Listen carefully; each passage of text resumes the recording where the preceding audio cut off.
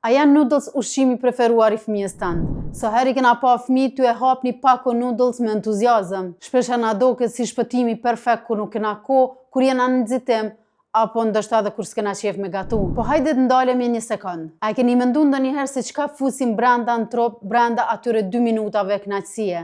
Noodles janë thjesht një iluzion ushqimor. Një pjatë që duket se sot po të ngop, por mundet me dëmtu nesër. Brenda një pakete të vogël ka aq shumë krip se sa nevoja e trupit për krip në baza ditore. Ka yndyrë të përpunuar që trupi e njeh, por nuk e don. Ka shije të fortë që mashtrojnë trurin dhe mësojnë të kërkojnë vetëm gjëra të kripura, të yndyrshme dhe të shpejta. Dhe ndërkohë që po mendon se po ushqehesh, nuk po merr as proteina për muskujt, as fibra për stomakun, as vitamina për imunitetin e as minerale për energjinë. Thjesht kalori boshe.